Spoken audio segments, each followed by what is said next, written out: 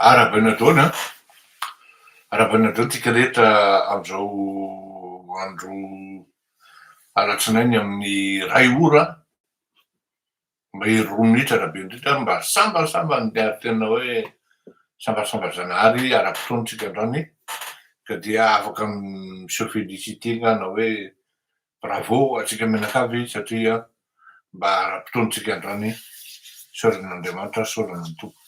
Akory aby famonoana mbola tsara, akory lahaly tsaratsara tsabakana, akory tompoko manamana tompoko, salama va. Zay ngambany no mba haiko zay mba zakany saiko sy ny karazany. Raha hiresaka ny zavatra mitranga isika amin'ny firenena sy ny zava-miseho dia maheno zany amintsika am'zao hoe nankeo moa zany nisy avion Boeing 747 amin'ny compagnie nationale nga izy zany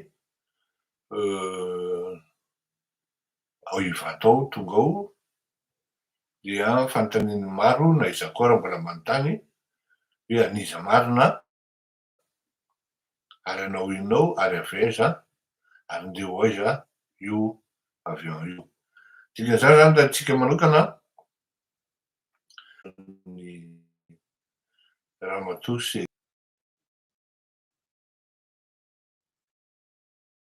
atsika rehetra zao mandinika de na mijery de inona ny tena frappé anareo direct am'le faire part. Za mino fa vitsy nahitan'le olona raha tsy tsapany akory hoe inona ny dikan'izany ny effet-an'le zavatra tian'le faire part ampitaiko. Misy message entsana be ao na tsy voasoratra aza. Ary tena part ny zoma izay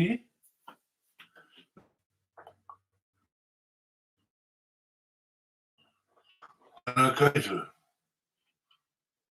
zay miaritsika